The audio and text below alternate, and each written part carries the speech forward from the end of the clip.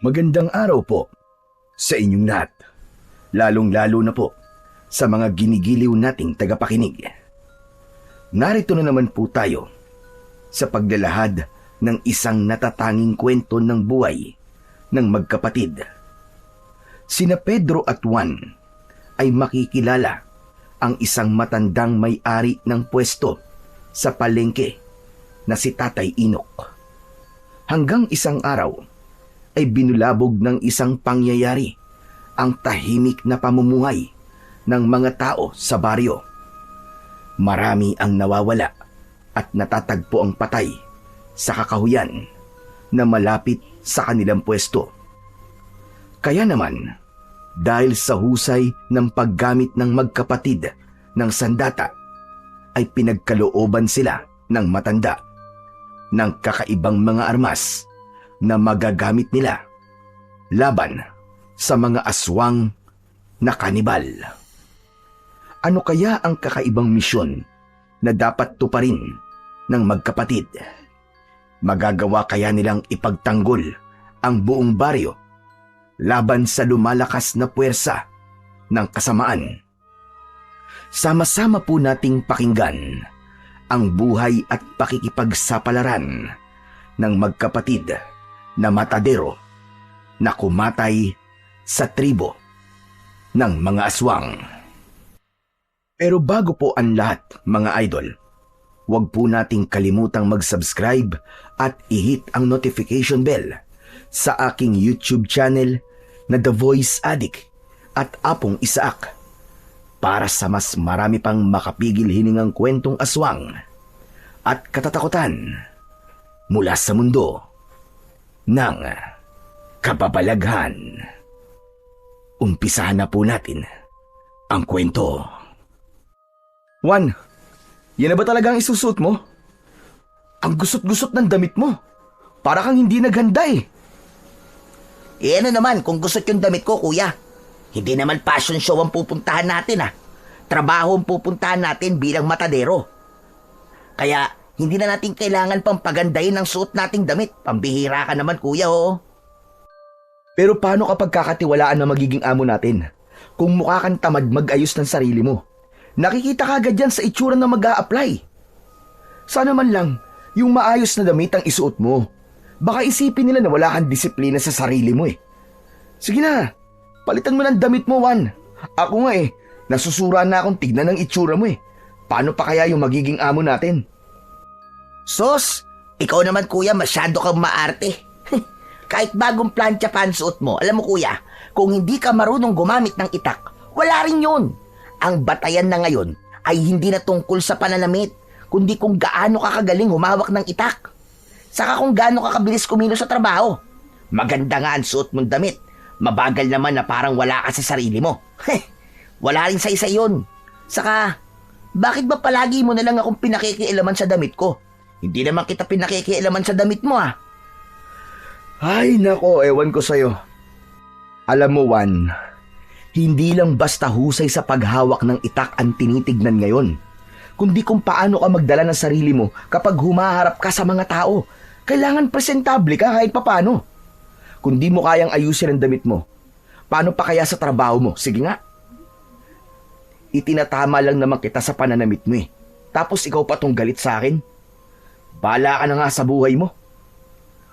Basta ako, kuya, ang mahalaga, marunong akong kumatay ng hayop. Alam ko ang ginagawa ko sa trabaho ko. Mas importante sa akin yun kaysa sa kinis ng suot ko. Basta, bahala ka na nga.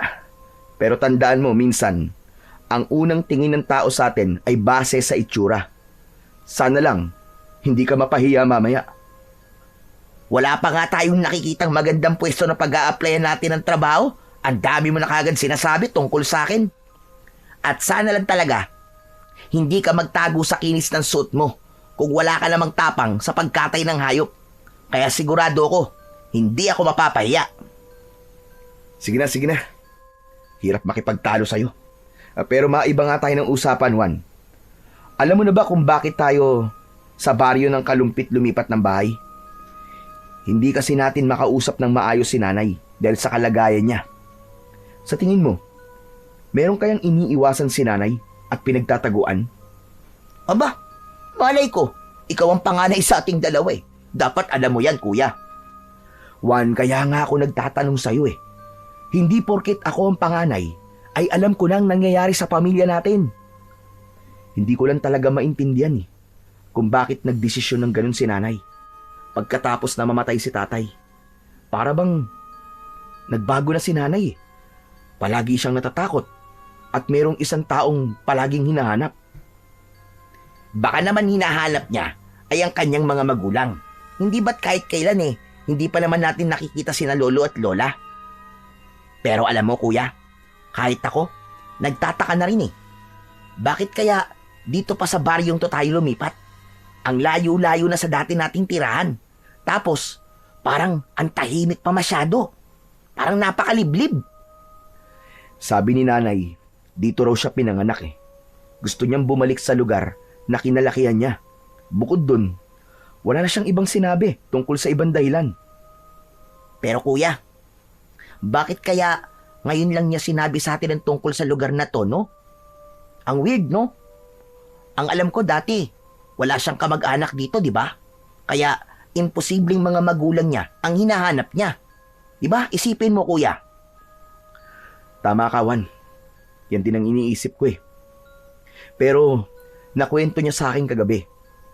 Nung bata pa raw siya, ligtas daw at masagana raw ang baryong to. Kaya naniniwala raw siyang dito tayo makakahanap ng panibagong simula ng buhay natin. Panibagong simula? Ibig bang sabihin, kuya?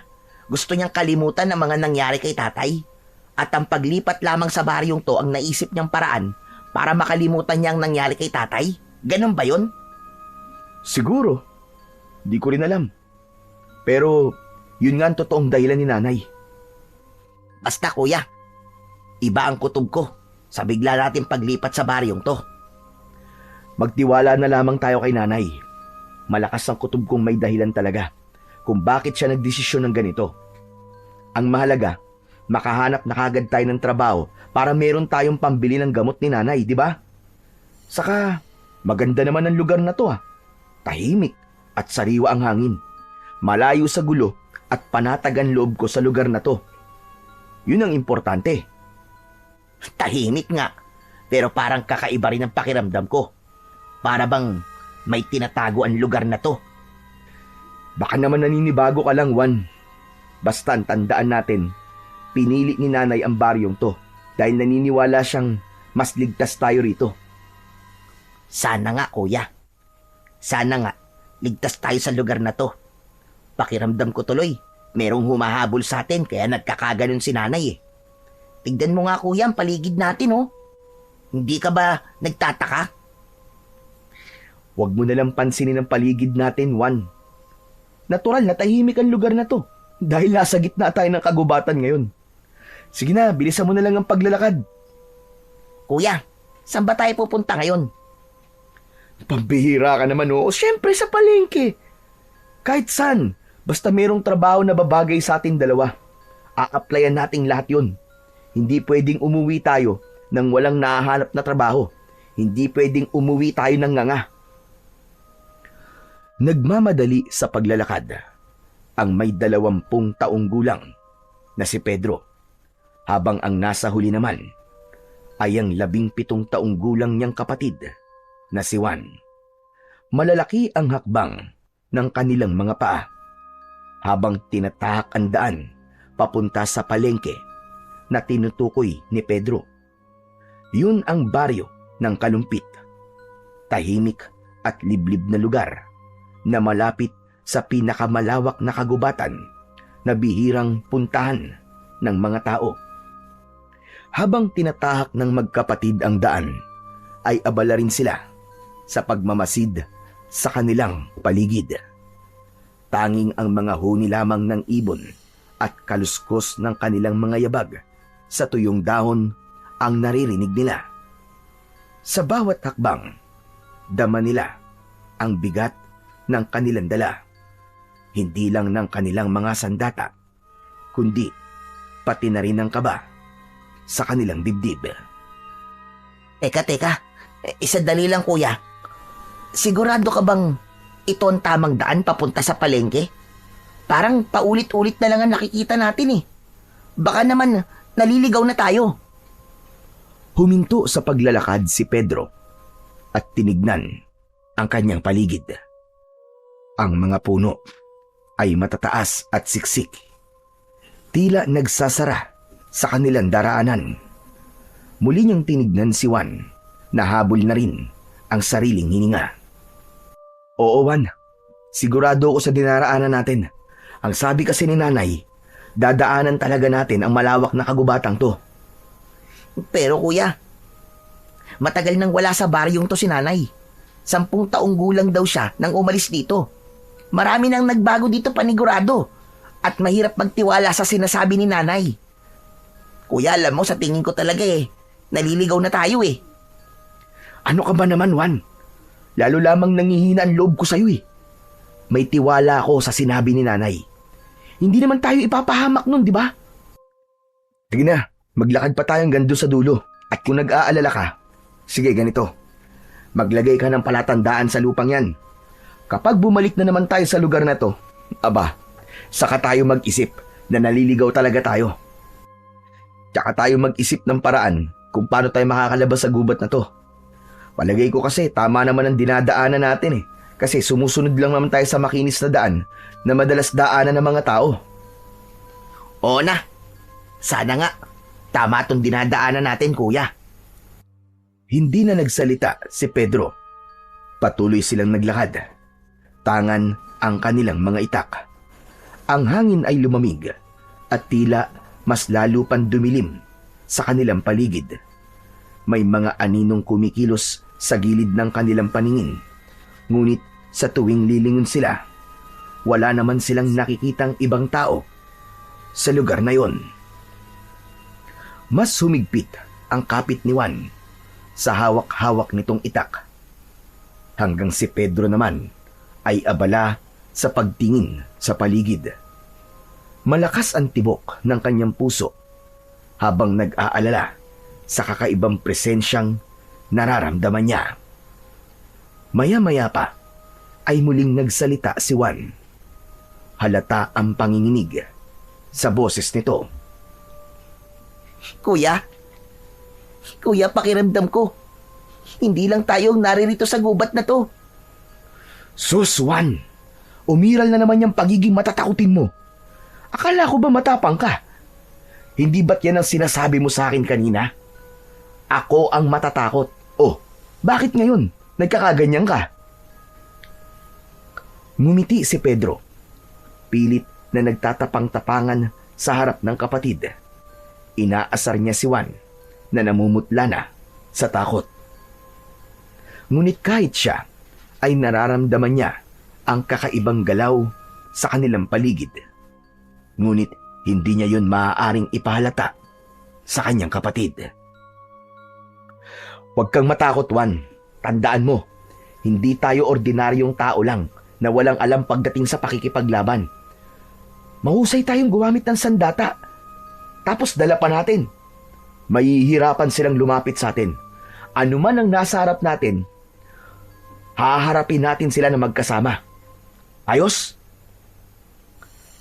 At sa gitna ng katahimikan ng kagubatan, narinig nila ang isang malalim at kakaibang alulong. Kasunod ng kaluskos na tila papalapit sa kanilang kinaroroonan. Kapwa sila napatigil.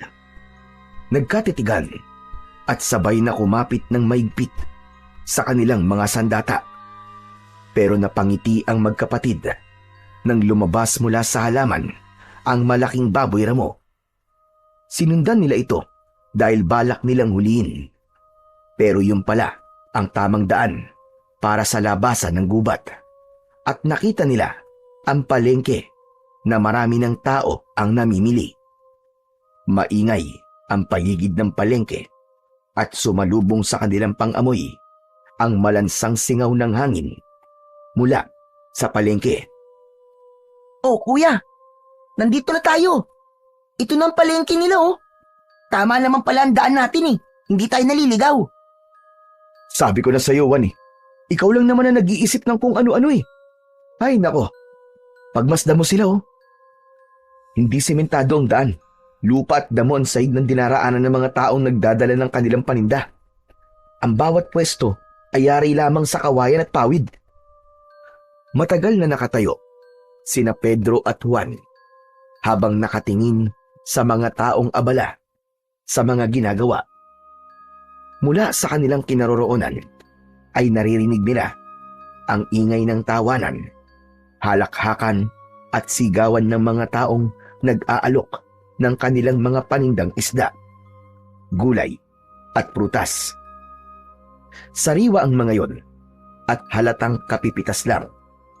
Ang hangin ay humahalo sa samyo ng bagong lutong kakanin, inihaw na isda, at mabangong damo na nakapulupot sa mga panindang gulayin. May mga bata ring naglalaro sa tabi, tumatakbo at nagtatakbuhan sa pagitan ng mga puno. Ang mga matatanda naman ay abala sa pagbabaligtad ng mga bilao. Ang ilan naman ay abala sa pagbibilang ng sukli. Habang ang mga kinatay na karne ng baboy ay nakasabit at tumutulo pa ang mga sariwang dugo. Sa gitna ng kakauyan, ang palengke ay nagmistulang buhay na patunay ng pagtutulungan ng mga tao. Hindi ito nakatali sa modernong pamilyan, kundi sa payak na kalakalan kung saan ang isang bugkos ng saging ay maaaring ipagpalit sa isang tabo ng bigas at iba pang produkto. Natuklasan ng magkapatid na umiiral pa rin sa palengke ang pakikipagbarter. Ang barter ay isang palitan ng kalakal na walang ginagamit na pera. Ang bawat transaksyon ay sinasamahan ng ngiti at pagkikwentuhan. Parang hindi lamang kalakalan ang nagaganap, kundi pagbuo rin ng ugnayan sa gitna ng pakikipag-usap ng maayos. Habang abala sila sa pagtingin sa palengke, napako ang kanilang paningin sa isang matandang lalaki. Nag-iisa ito sa pwesto habang naghihiwa ng karne ng baka. Sa unang tingin ni Pedro, alam niya na kung anong hayop ang kinakatay ng matanda. Napatingin siya sa gawin ni Juan na doon na rin pala nakatingin. Ayos! Mukhang may trabaho na tayong maa-applyan, Juan. Pero mukha namang masungit siya, kuya eh. Alam mo ikaw, Juan, para ka talagang timang. Mamimili pa ba tayo ng papasukan trabaho? Tignan mo, sa hilerang yan, siya lang ang nag-iisang tindahan ng karne. Tsaka matanda na siya. Tsaka pansin mo, konti lang ang bumibili sa kanya ng karne, di ba?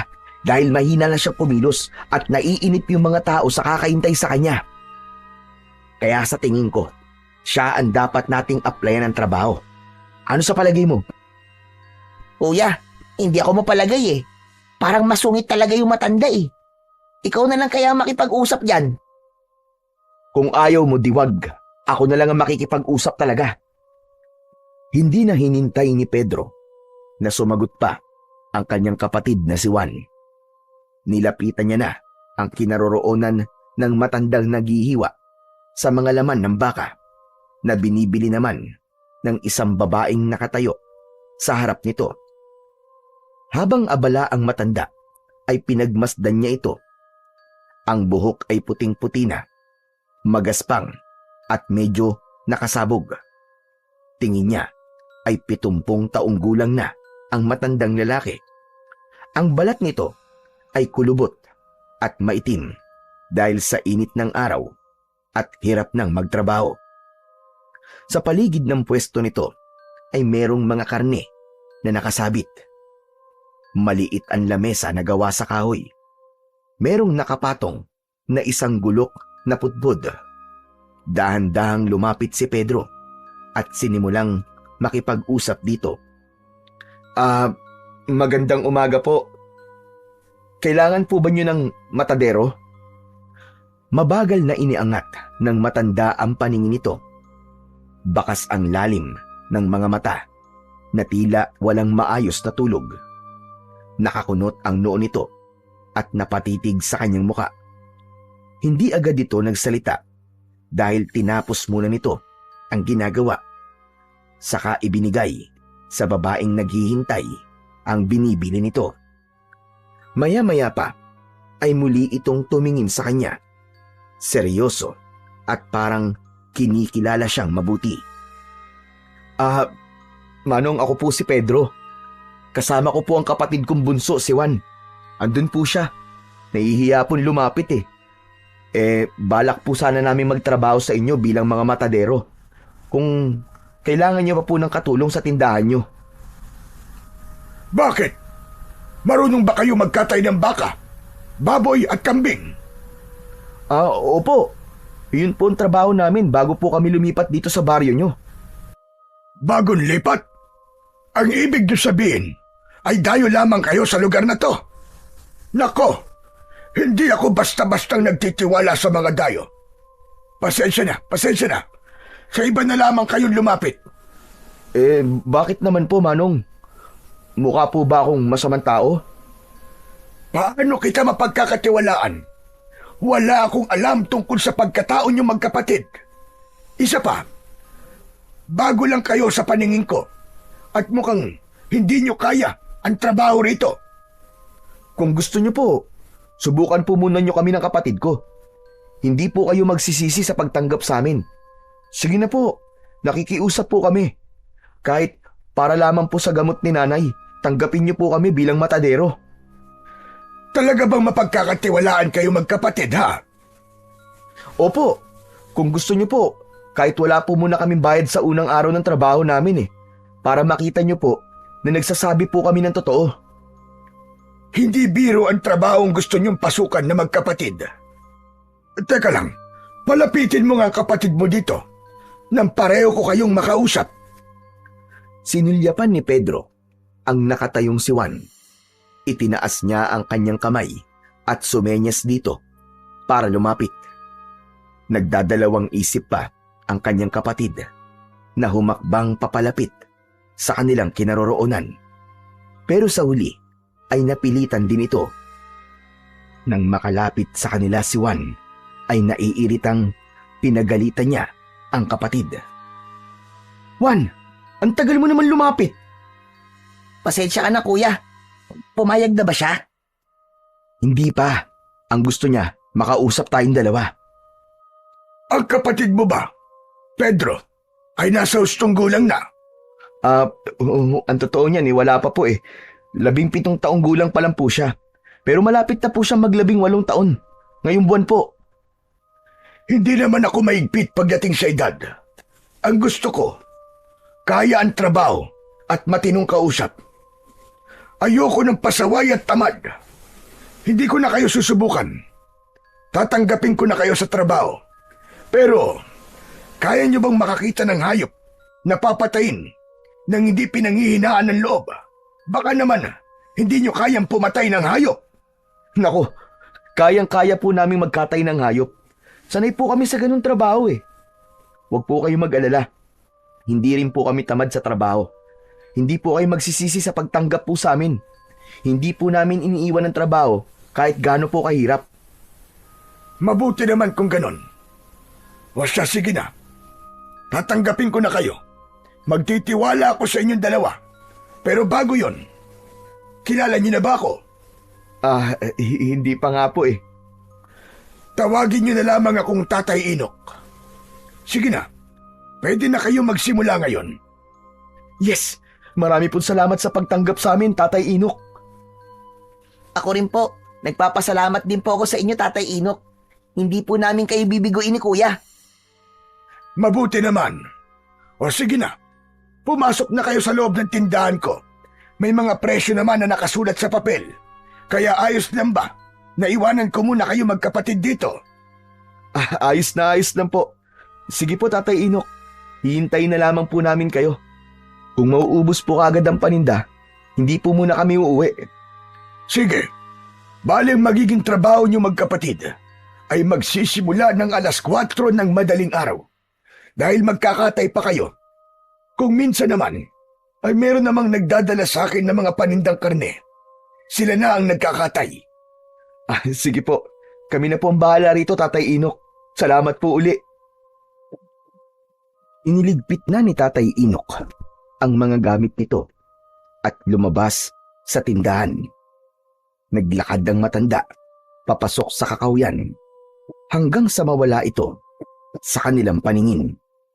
Nagkatingin na naman ang magkapatid dahil masaya silang dalawa na natanggap na sila sa trabaho. Ang lakas ng loob mo, kuya. Napapayag mo si Tatay Inok na tanggapin tayo sa tindahan niya. Siyempre, ako pa ba? Nakita mo naman kanina, napagod na rin si Tatay Inok. O paano, kuya? Simulan na natin ang pagpapakitang gilas sa mga tao. Dating gawi. Patutunayan natin na hindi nagkamali si Tatay Inok sa pagtanggap sa atin. Ano, game? Sige, Juan, game. Gawin natin ang lahat para maipakita natin na karapat dapat tayo sa pagiging matadero. Sinimulan na nga ng magkapatid ang pagpapakitang gilas sa paghihiwa at pagtatagtad ng mga karne. Sa loob mismo ng palengke, madaling napansin ang pwesto ni na Pedro at Juan. Magkaharap na nakalagay ang kanilang mga bangkong kahoy, malinis at maayos, at sa ibabaw ay nakahanay ang mga bagong katay na karne. Mapulang baboy, manok at baka na maingat na tinatakpan ng malinis na dahon ng saging. Hindi tulad ng ibang matadero na bara-bara ang trabaho. Ang magkapatid ay kilala sa kanilang husay at linis sa pagkatay. Si Pedro, ang panganay, ay mabilis kumilos at biyasa sa paggamit ng gulok.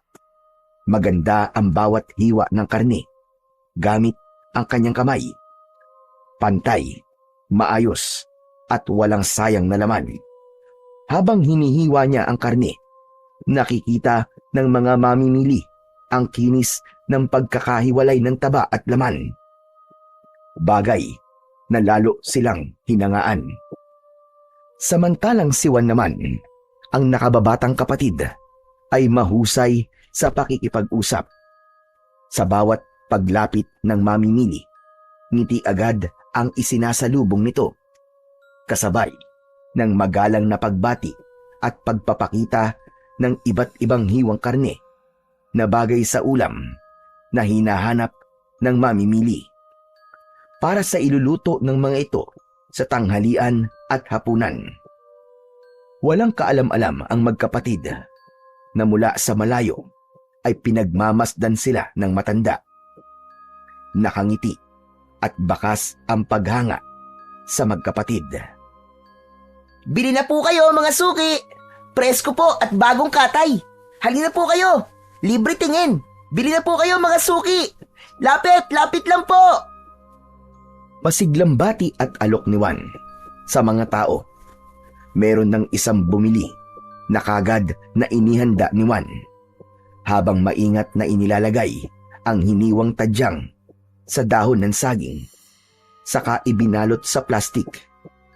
Samantala, si Pedro naman ay abala sa pagpapakitang gilas sa pamamagitan ng paghawak ng itak at paghihiwa ng karne ng baka. Kahit makapal ang bahagi ng taba ng baka, ay kaya niyang hatiin ng mabilis at pantay. Dahil dito, dumagsa ang mamimili sa kanilang pwesto. Hindi lang sa gilas, sa pagkakatay na pahanga ang mga ito, kundi pati sa kanilang magalang na pakikitungo at maayos na pag-aayos ng karne. Pinagkaguluhan sila ng mga tao. Ang magkapatid naman ay hindi sila makapaniwalang dudumugin sila ng mga mamimili. Kaya lang, ang mga kasama nilang nagtitinda sa loob ng palengke ay hindi maiwasan ang hindi umirap sa kanila bilang pagpapakita ng inggit at pagkadismaya. Sige lang po. Pili lang po kayo, mga suki. Sariwa po ang tinda namin at hindi po kayo magsisisi sa aming pagkakahiwa sa karne. Hindi na po kayo mahihirapan. Iluluto nyo na lamang po. Bili na po, mga suki. Bili na po. Dahil marami ang bumili, naubusan sila ng paninda. Nakita naman ni Pedro na merong nakatayong kambing sa gilid ng tindahan ni Tatay Inok. Nakatayo yun at may tali sa leeg. Walang pagdadalawang isip na kinatay ng magkapatid ang kambing at ipinakita sa mga mamimili kung gaano nila kabilis na napatay ang kambing. Hindi nila ito masyadong pinahirapan. Nagpalakpakan ng mga tao at sa sobrang tuwa ay nagbigay pa ang mga ito sa kanila ng karagdagang bayad. Tuluyang napuno ang kanilang pwesto ng mga tao. Nang kumalat ang balita na nagpapakitang gilas sina Pedro at Juan, nakalatag ang katawan ng kambing nang mas lalong nadagdagan ang dami ng tao. Nakapaghanda na sila ng mga kasangkapang bakal, mga pinatalas na gulok, kutsilyo at tablang kahoy. Malinis at maayos ang kanilang paligid. Bakas sa mga mata ng mga mamimili ang saya sa nakikitang palabas. Sige lang po mga suki, kitang-kita nyo naman po bagong katay. Sige po, pili lang po kayo. Kuya, mukhang nanonood na lamang sila. Parang wala naman silang balak na bumili. Ano ka ba naman, Juan? Ngayon ka pa ba mag-aalala? Panghuling katay na natin to. Mukhang ngayon lang naubos ang paninda ng matanda. Kaya simulan na natin ang pagpapakitang gilas. Alokin mo silang lahat, sige na. Pili lang po kayo mga suki. Bago ihiwain ng kapatid ko ang bahagi ng karne na mapipili nyo, magpapakita po muna kami ng husay namin sa paghiwa. Hindi nga nagtagal ay nag-agawan na ang mga tao sa pagturo kung alin bahagi ng karne ng kambing ang gusto ng mga ito. Lahat ay natandaan ni Pedro at isa yon sa kanyang mga kakayahan, ang mabilis magmemorya ng mga bagay kahit sa unang turo lamang. Sinimulan ni Pedro ang pagpalang o pagtaga sa katawan ng kambing. Sa isang iglap, mabilis niyang naihiwalay ang malaking bahagi ng karne gamit ang kanyang gulok. Walang sablay ang bawat hiwa. Pantay at maayos. Namangha ang mga nanonood at narinig ang bulong-bulungan ng ibang taong naroroon. Dinaig pa raw nila ang matanda sa paghiwa ng karne. Kasunod naman ay si Juan, na hindi lang mahusay sa pagkakatay, kundi pati na rin sa pakikipag-ugnayan. Sa bawat hiwang ginagawa nito ay ipinapaliwanag naman ito sa mga mamimili kung anong parte ng katay ang bagay sa sinigang, adobo o ginisa. Sa husay ng pananalita ni Juan at kasama pa ng bilis ng kamay, mas lalo pang lumapit ang mga tao at sabik na bumili sa kanila. Oh mga suki, konti na lang po. Bili na po kayo, baka po kayo maubusan. Subukan niyo po itong tadyang. Siguradong masarap po to para sa sinigang. Nagpatuloy ang exhibition ng dalawa.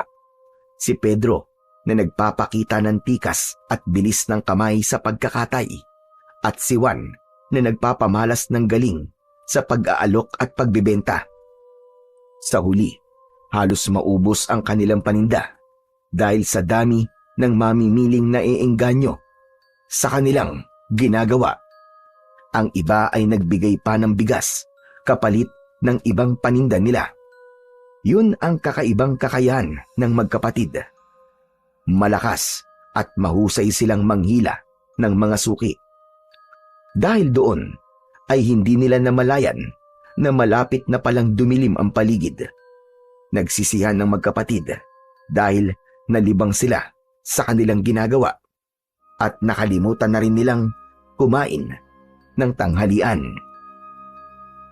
Pambihira ka naman, Juan, oh. Bakit hindi mo naman pinaalala sa akin na hindi tayo kumain ng tanghalian? Sus, ikaw nga hindi mo rin naalala eh. Ako pa kaya. Isa pa, talagang nalibang din naman tayo sa ginagawa natin eh. Ang saya talaga no, kapag nauubos ang paninda. Masaya nga tayo, pero mga karatig naman natin na pwesto. Kulang na lang, tunawin tayo sa masama nilang tingin. Hayaan mo sila kuya. Pareho lang naman tayong naghahanap buhay eh. Dumiskarte rin sila ng para sa kanila. Kung sa bagay, tama ka. Wala naman tayong ginagawang masama sa kanila, di ba? Correct! Pagkatapos nilang mag-usap, ay nilinisan ng magkapatid ang kanilang pwesto. Si Juan ang nagbibilang ng kinita nila. Isinama nila ang kanilang bonus na nakuha sa kanilang mga suki. Habang si Pedro naman ang napunta sa paglilinis ng pwesto. Maya-maya pa ay narinig nila ang yabag ng paa ng matanda. Nakangiti itong nakatingin sa kanila ni Juan. Hindi ko akalain na ganyan pala kayo kagaling magbenta. Mahusay ang ginawa ninyo. Hindi lang pala sa gulok at pagkakatay ang lakas ninyo, kundi pati sa pakikipagkapwa-tao. Magaling. Pinahanga niyo akong magkapatid. Ngayon lamang ako nakakita ng ganong klaseng galing sa paghiwa ng karne. At naubos niyo pa ang paninda ko. Bukod pa ron, ay nakita kong binigyan kayo ng mamimili ng tip. Pero isinama niyo pa sa benta. Talaga palang mapagkakatiwalaan ko kayong magkapatid. Yun po kasi ang turo ng nanay sa amin eh. Isa pa, mahalin daw po namin ang trabaho para mahalin din daw po kami nito. Mahal po namin ang ginagawa namin, Tatay Inok. Saka, gusto po talaga namin ang ginagawa namin. Gaano na ba kayo katagal na nagtatrabaho bilang isang matadero? Si Juan po, bago lang po siya. Ako naman po, 10 taon pa lang po ako, tinuruan na po ako ni tatay kung paano po magkatay ng mga hayop. Nasa lahi po talaga namin ang pagiging isang matadero. Hanggang sa lolo po namin, matadero rin po siya. At mahusay po talaga na magkatay ng hayop. Mabuti na lamang pala at tinanggap ko kayo at nagtiwala kagad ako sa inyo. Kung ganon, sige na. Makakauwi na kayo magkapatid. Pero ibibigay ko sa inyo ang bonus nyo kanina. Hindi naman sa akin yun eh. Ibibigay ko rin sa inyo ang kinita nyo ngayong araw para meron kayong pambili ng gamot ng nanay ninyo. Naku, maraming salamat po, Tatay Inok. Napakabuti po ninyo. Ako ang dapat magpasalamat sa inyo. Dahil naubos ang paninda ko. Malaking bagay ito para sa akin. Hindi maipaliwanag ng magkapatid ang labis na tuwa nang makita nilang nagbibilang ng pera ang matanda para iabot sa kanila. Lumapat sa palad ni Pedro ang kauna-unahang kinita nila sa unang araw ng kanilang trabaho. Habang ang natitirang pilas ng karne ng kambing ay ipinadala pa sa kanila ng matanda. Pagkatapos magpaalam ng magkapatid, ay masigla silang umuwi sa kanilang bahay. Dumaan sila sa masukal na kagubatan, dala ang kanilang mga itak. Ngunit hindi pa man sila nakakaalis sa lugar na yun, ay bigla silang nakaramdam ng kakaibang lamig ng ihip ng hangin. Napahigpit ang kapit ni Juan sa braso ng kanyang kuya. Kuya, bakit kaya sa tuwing napapadaan tayo sa bahagin to ng kakahuyan nakakaramdam ako ng takot? Takot ka dyan? Di ba't kanina naman natakot ka rin? Oh, ano nakita nating lumabas sa halaman? Hindi ba't baboy mo lang? Kaya kalimutan mo ng takot na sinasabi mo, Juan. Dahil palagi na tayong dadaan sa lugar na to magmula ngayon. Sa tuwing uuwi at papasok tayo sa trabaho. Kuya, makakatagal ako sa trabaho natin Pero sa lugar na to, sa palagay ko, hindi talaga ako makakatagal na dumaan dito. Para bang, sa tingin ko may aswang dito na bigla na lamang magpapakita sa atin Ano bang aswang-aswang ang sinasabi mo, Juan? Kasama mo naman ako, di ba? Isa pa, wala namang dapat nakatakutan sa lugar na to. Ikaw talaga, kung ano na lang ang lumalabas sa isip mo Nanatili sa ganong posisyon si Juan, habang mahigpit na nakakapit sa braso ni Pedro. Nagpatuloy sila sa paglalakad, ngunit bigla silang natigilan nang marinig nila ang bulungan at boses ng mga tao sa unahan ng kanilang daan. Sa gitna ng kakahuyan ay nag-uunahan ang mga yapak ng mga taong nagkakagulo. Nagmula ang mga ito sa kanilang likuran, papunta sa pinagkakaguluhan ng mga tao. May mga nagsisigawan at ang iba naman ay nagtatakbuhan habang bakas ang takot sa mga muka. Ang ilan ay nagtipon-tipon sa isang lugar, nakikiusyoso, nagsisiksikan upang masilip ang bangkay na nakahandusay sa damuhan. Kuya, tignan mo oh. Ano kayang pinagkakaguluhan nila? Hindi ko rin alam eh. Pero sa palagay ko, merong patay sa bahaging yun ng daan. Halika, Juan. Tignan natin. Kuya, wag na tayong lumapit. Natatakot ako eh. Baka mapanaginipan ko lang ang itsura ng bangkay. Kung ayaw mo, hindi ako na lang. Gusto ko lang makita kung bakit sila nagkakagulo sa bahaging yun. Hindi na hinintay ni Pedro na sumagot ang kanyang nakababatang kapatid na si Juan. Tinanggal niya ang pagkakakapit ng kamay nito sa kanyang braso at nilapitan ang pinagkakaguluhan ng mga tao. Hinawi ni Pedro ng bahagya ang mga tao at ganun na lamang ang panlalaki ng kanyang mga mata nang makita ang isang lalaking nakadilat ang mga mata. Mabuti na lang at hindi niya pala isinama si Juan dahil kung hindi, baka mas lalo lamang matakot ang kanyang kapatid. Ang katawan ng biktima ay wasak. Ang mga sugat ay malalalim na tila pinaghahampas ng matatalim na kuko at mga pangil. Ang damit ay punit-punit na tila ba nilapa ng isang napakabangis na hayop. Bumundol ang kaba sa kanyang dibdib, lalo na nang marinig niya ang sinabi ng ibang taong nakasaksi na meron na naman daw na biktima ang mabangis na hayop.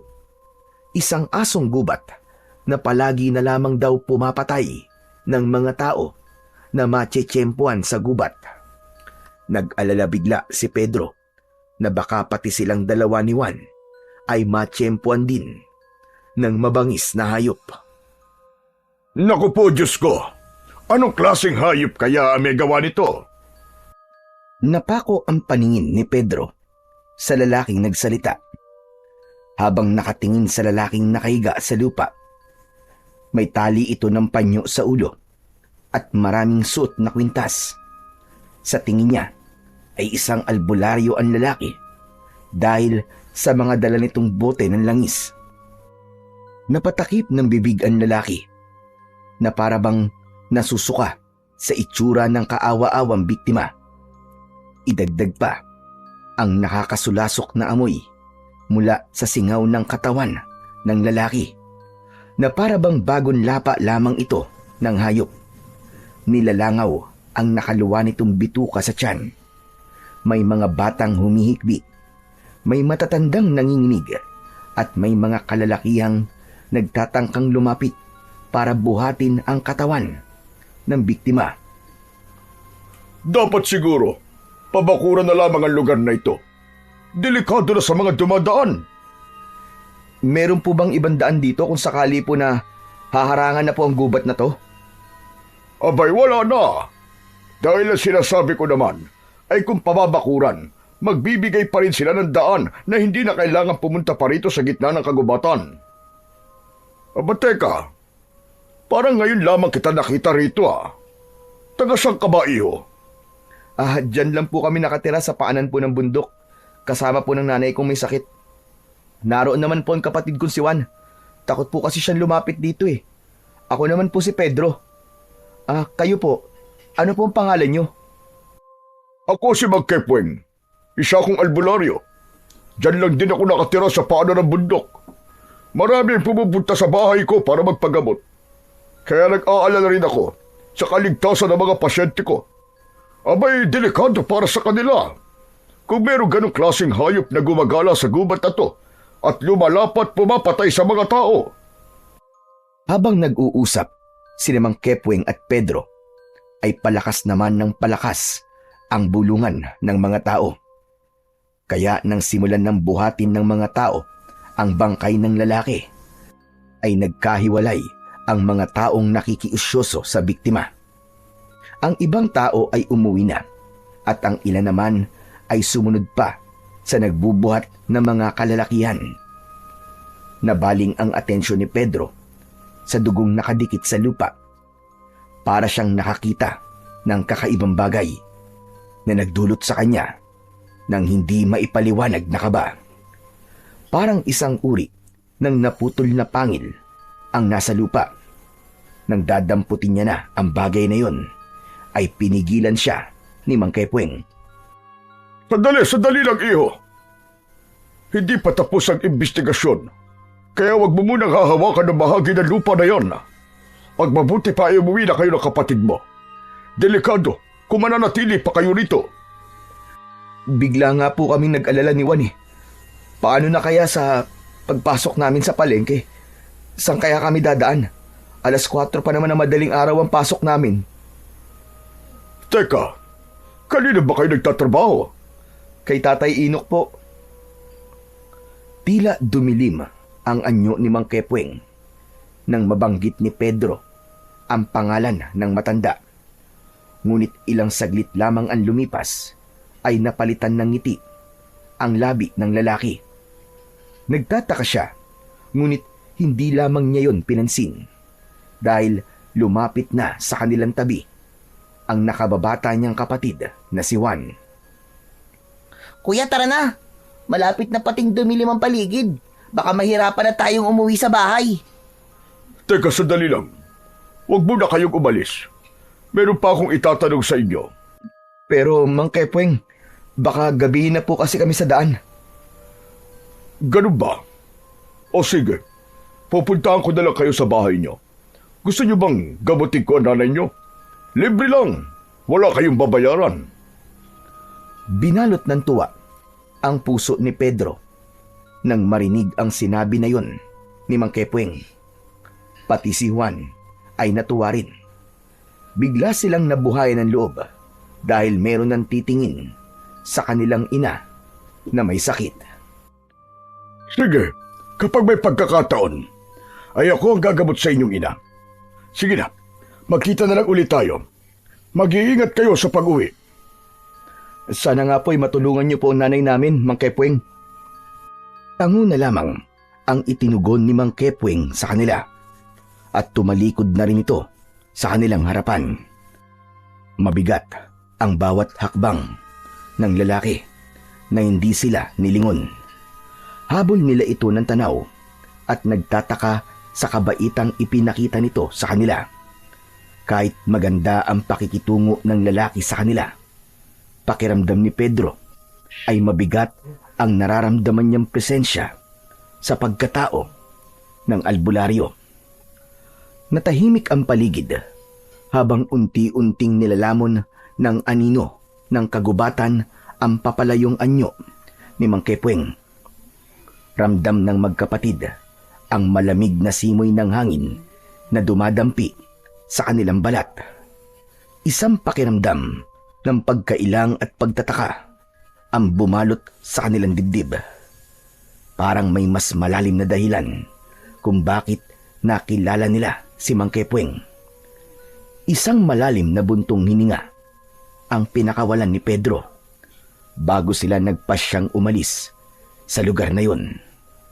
Walang imikan ang magkapatid habang tinatahak nila ang daan pauwi sa kanilang bahay. Pagkalipas ng ilang minuto ay narating nila ang maliit na kubo. Bukas na ang ilaw na gasera at naririnig nila ang paghahanda ng mga plato ng kanilang ina na si Aling Zenab. Nay, nandito na po kami ni Juan. May dala po kami ni Kuya para po sa inyo, Nay. Bagyang humarap sa kanilang magkapatid ang kanilang ina na si Aling Zenab.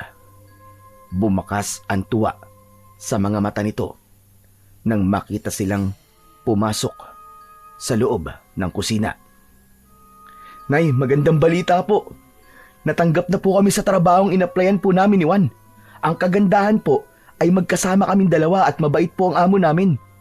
Nagpadala pa nga po siya ng karne ng kambing para po sa inyo. Saka po, Nay, ibinigay po niya sa amin ang kinita namin ngayong araw na to. Ang swerte po namin ni Kuya, Nay. At hindi lang po yun. Meron po kaming nakilalang albularyong titingin po sa inyo para gamutin po kayo. Totoo ba yan, mga anak? Anong klaseng trabaho bang nakuha nyo? Matadero pa rin po, Nay. Yun lang po kasi ang alam naming trabaho ni Juan eh. Nay, tinanggap po kami ni Tatay Inok bilang matadero sa palengke. Kahit mahirap po, kakayanin po namin. Ang mahalaga po ay tiyak po na may kita po kami sa araw-araw. Salamat naman sa Diyos. Matagal ko nang dasal na magkaroon kayo ng hanap buhay. Pero sigurado ba kayo, mga anak? Hindi madali ang trabaho sa katayan. Huwag niyo po kaming alalahanin, Nay. Kaya naman po namin yun eh. Malakas po ang katawan namin. Teka, sino ba ang albularyong sinasabi niyong gagamot sa akin? Si ano po? Ano nga bang pangalan nun? Si Mang Kepweng po. Mabait naman po siya eh. Tapos nagpresenta po siya sa amin. Nagagamutin niya raw po kayo. Mga anak, mapagkakatiwalaan ba naman siya? Baka hindi siya totoong albularyo. Isa po talaga siyang albularyo, Nay. Libre po ang serbisyo niya at hindi po nanluloko ng mga tao. Mabuti naman kung ganon. Wala nang masasaya pa sa isang ina, kundi ang makita ang kanyang mga anak na nagsusumikap at handang magtulungan. Pero salamat, dahil sa wakas ay nakakita na kayo ng albularyong gagamot sa akin. Maraming salamat talaga sa inyo, mga anak. Hindi niyo ako pinapabayaan. Patawarin niyo ako kung kayo lang ang nagtatrabaho para sa atin. Nay, wag po kayong malungkot. Masaya naman po kami sa ginagawa namin ni Juan eh. Tsaka pangako, Nay, hindi po namin kayo pababayaan. Aalagaan po namin kayo sa abot po ng aming makakaya. Oo nga naman po, Nay. Aalagaan po namin kayo. Simula po ngayon, mas gagaan na po ang buhay natin. Basta hindi po tayo aalis sa lugar na to. Isang mahigpit na yakap ang isinukli ni Aling Zenab sa mga anak bago kinuha ang karne ng kambing na dala ni Juan. Inilagay yon sa lababo at nilinisan. Saka nilagyan ng maraming asin para bukas lutuin. Habang sina Pedro at Juan naman ay pumasok sa kanilang silid at nagpalit ng damit. Pagkalipas ng ilang sandali ay nagtungo naman sila sa kusina para kumain na ng hapunan. Nagdasal muna si Aling Zenab bago sinimulan ang pagkain. Pagkalipas ng ilang minutong pagkain ay nagligpit ng mga pinagkainan ang magkapatid, habang ang kanilang ina naman ay nagpaalam na para makapagpahinga na sa loob ng kwarto nito. Naiwan ang dalawang magkapatid na naglilinis ng lamesa. Kuya, hindi mo ba sasabihin kay nanay ang nakita natin kanina doon sa kakawyan? Ano ka ba naman, Juan? Huwag kang maingay. Hinaan mo lang ang boses mo. Baka mamaya marinig niya tayo eh. Bakit naman natin sasabihin kay nanay ang tungkol sa nangyari sa kakawyan? Alam mo naman na may sakit siya, di ba? Gusto mo bang mag-alala pa siya? Ikaw, hindi ka talaga nag-iisip eh. Oo na, hindi na ako nag-iisip. Nag-aalala lang naman ako kay nanay eh. Meron ba nag-aalala na ganyan? Tatakutin mo pa si nanay? Sige na nga, magugas ka na nga lang ng plato. Inaantok na ako. Dapat talaga malaman ni nanay yun, kuya. Para mag-iingat din siya kapag wala tayo. Kung hindi niya alam ang tungkol sa nakita natin kanina, hindi siya mag-iingat, di ba? Saglit na napaisip si Pedro dahil sa sinabi ng kanyang nakababatang kapatid. Hindi niya kagad naunawaan ang ibig sabihin ng kapatid, pero mas pinili na lamang niya na manahimik. Ihanda na lamang niya palagi ang maliit na itak sa lugar na mabilis makikita ng kanyang ina. Bigla tuloy ang pagbundol ng kaba sa kanyang dibdib dahil mag-isa lang ang kanilang ina kapag sila ay nasa trabaho. Hoy, kuya! Kuya! Oh, Pambihira ka. Natulala ka na dyan. Ano, naisip mo na ba kung anong ibig ko sabihin? Tumigil ka na nga, Juan. Matulog na tayo. Maaga pa tayong gigising. Huwag na natin pag-usapan yan. Walang mangyayaring masama kay nanay, tapos. Iniwan ni Pedro ang kanyang nakababatang kapatid na naghuhugas ng plato sa lababo. Nauna siyang pumasok sa kanilang kwarto. Nahiga siya sa kanyang katre, habang sa kabilang gilid naman ng silid ay ang katre naman ni Juan. Hinintay niyang makapasok ang kapatid bago siya tuluyang natulog. Kinabukasan ay nagising ang natutulog na diwa ni Pedro sa mahinang pagyugyug ng kamay ni Juan sa kanyang balikat. Kuya! Kuya, gising na! Kuya! Magluluto pa tayo ng sinaing eh. Akala ko ba maaga tayong gigising? Bahagyang kinusot ni Pedro ang kanyang mga mata at napatingin sa labas ng nakabukas niyang bintana. Medyo madilim pa sa labas, pero nasanay silang dalawang magkapatid na magising ng ganung oras. Muling sinulyapan ni Pedro si Juan. Tapos na itong maligo. Umalis ito sa kanyang harapan at lumabas ng kanilang silid. Iinat-inat na bumangon si Pedro. Paglabas niya ay nagpaparikit na ng apoy sa kalan si Juan. Diretso naman siya sa likod ng kanilang bahay, kung saan ay naroon naghihintay ang isang malaking drum na may laman na tubig. Ngunit bigla siyang napatingin sa paligid ng kanilang bahay. Pakiramdam niya ay merong ibang tao na naroroon. Sinong tao dyan? Juan? Juan, ikaw ba yan? Anak ng putya, oo. Huwag mo naman akong tatakutin ng ganyan, Juan. Juan, sinasabi ko talaga sa'yo ha. Tatamaan ka sa akin. Sigaw ni Pedro habang nakatingin sa madilim na bahagi ng kakawyan.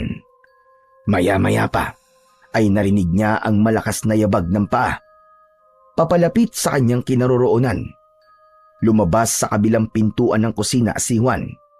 Kaya nakumpirma ni Pedro na hindi ang kapatid niya ang nararamdaman niyang presensya sa paligid. Hoy kuya, bakit ka ba sumisigaw? Ang lakas-lakas ng boses mo, baka mamaya niyan magising pa si nanay. Para kasing may tao ko nakita eh. Akala ko talaga ikaw at tinatakot mo lang ako. Paano ako? Nakita mo naman akong nagluluto sa kalan kanina, di ba? Ay nako, diyan ka na nga. Bilisan mo na ang paliligo mo, kuya. Guni-guni mo lang ang nararamdaman mo. Sige na. Naiirita na iniwan siya ni Juan. Kaya naman, nagmamadali na rin siyang nagbuhos ng tubig sa katawan.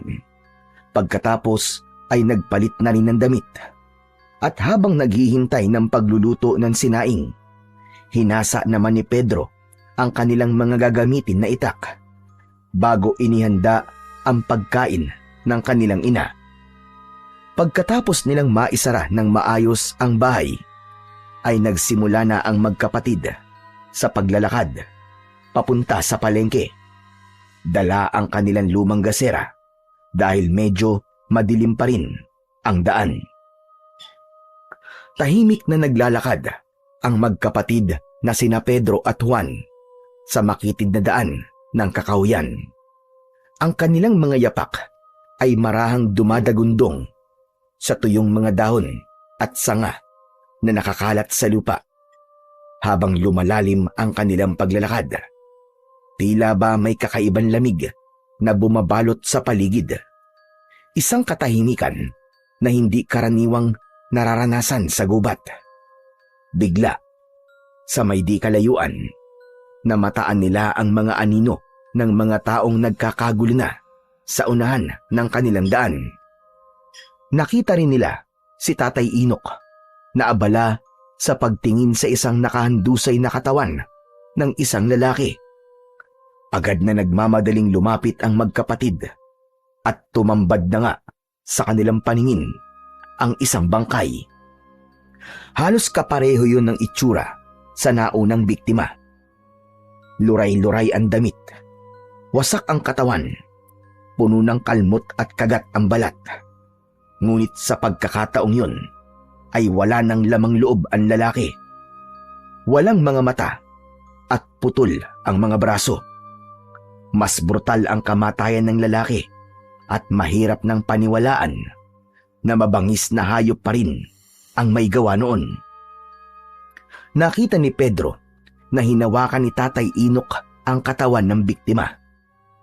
Tila ba sinusuri nito ang bawat sugat ng lalaki, kasabay ng pagtayo nito na walang imik at pailing-iling na hindi inaalis ang paningin sa katawan ng kaawa-awang lalaking nakahiga sa lupa.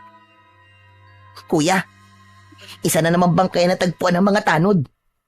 Natatakot na ako, kuya. Bakit kaya merong ganito sa baryong to?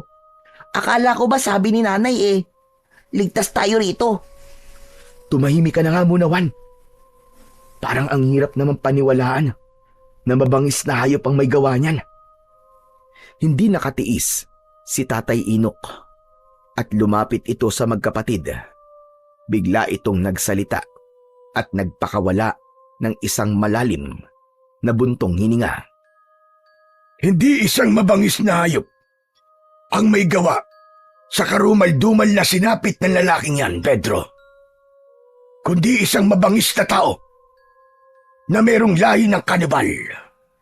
Isang nilalang na kumukuha ng lakas sa sariwang dugo ng tao at mas malupit pa sa mga aswang.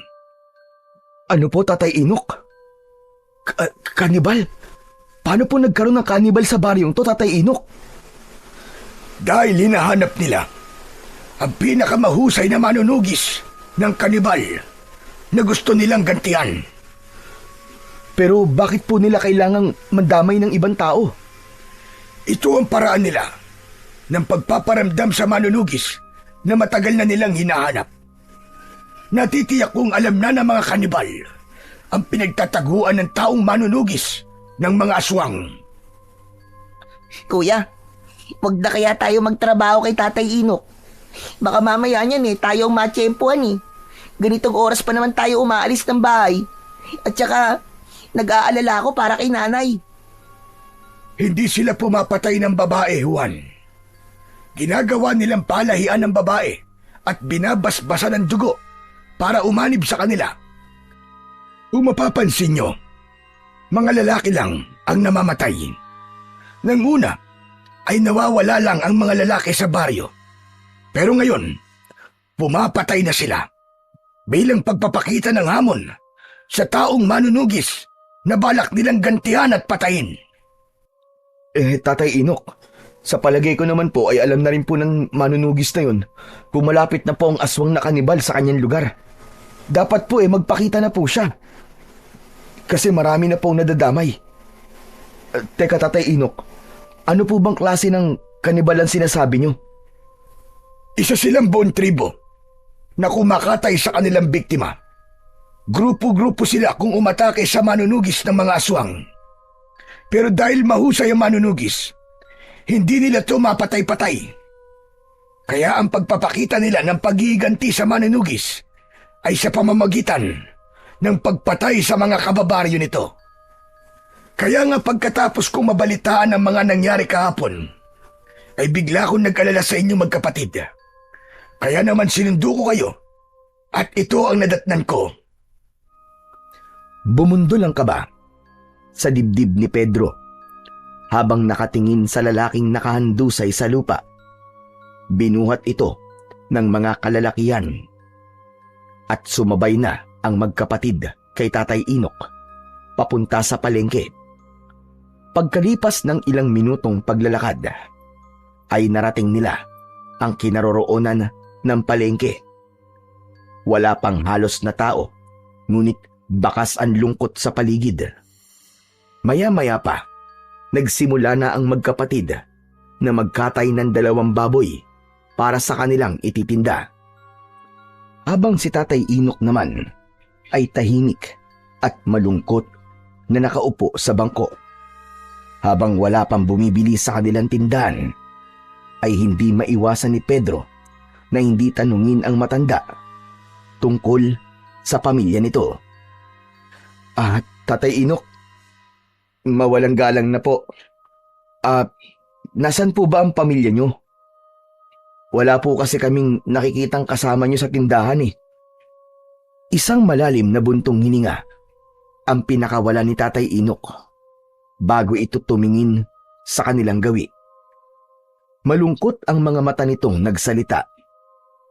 Naubos ang pamilya ko nang biglang sumalakay ang mga aswang na kanibal sa baryo namin.